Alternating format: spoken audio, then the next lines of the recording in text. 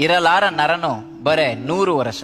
ಬಿಸಿಲ ಬೇಗೆಗೆ ಬೆಂದು ಚಳಿಯ ಮಳೆಯಲ್ಲಿ ನೆಂದು ಕೊಳೆತ ಕಸಗೊಬ್ಬರ ತಿಂದು ಬಾಳುವ ಮರಕ್ಕೆ ಸಾಟಿ ಇಲ್ಲದ ನರನ ಬದುಕಿಗಿದು ನಾಚಿಕೆ. ಇಂದು ಬೆಳೆದಿಹುದು ತಾನೆಂದು ಹೆಮ್ಮರವಾಗಿ, ಬೇರ ನಿಡಿದಿಹ ಮಣ್ಣ ನಂಬಿಹುದು ಸ್ಥಿರವಾಗಿ. ಬಂದ ದಾರಿಯ ಮರೆತ ಮನುಜನೇ ನಿನಗಾಗಿ, ಕೊಡುತ್ತಿಹುದು ಒಂದೊಂದು ಪಾಠವ ಬದುಕಿಗಾಗಿ.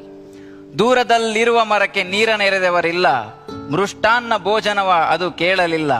ಮರಕ್ಕೆ ಮನೆಯಿಲ್ಲ, ಮಲಗಲು ನೆಲೆಯಿಲ್ಲ, ನಿಂತ ನೆಲೆಯಲ್ಲೇ ಸಂತಸವ ಬೀರುವುದು ಸಂತ ಋಷಿಗಳಿಗೂ ತನ್ನಾಶ್ರಯವ ನೀಡುವುದು. ಎಲ್ಲ ಪಡೆದಿಹ ಮನುಜ ಮರಕ್ಕೇನೂ ಕೊಡಲಿಲ್ಲ, ಏನೂ ಪಡೆಯದ ಮರವು ಕೊಡುವುದನ್ನು ಬಿಡಲಿಲ್ಲ.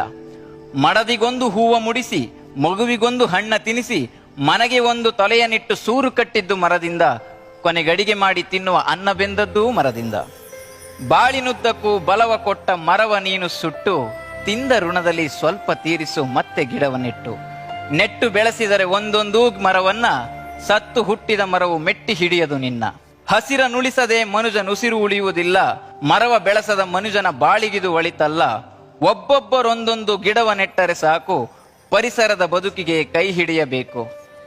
ಮನೆಗೊಂದು ಮರದಂತೆ, ಊರಿಗೊಂದು ವನದಂತೆ, ಆಧುನಿಕ ಬದುಕಿಗಿದು ಸಾಲದಂತೆ. ಒಬ್ಬೊಬ್ಬ ಮನುಜನಿಗೊಂದೊಂದು ಮರದಂತೆ, ಒಂದೊಂದು ಊರಿಗೊಂದು 10 ವನದಂತೆ, ಬೆಳೆಸಿದರೆ ಪರಿಸರ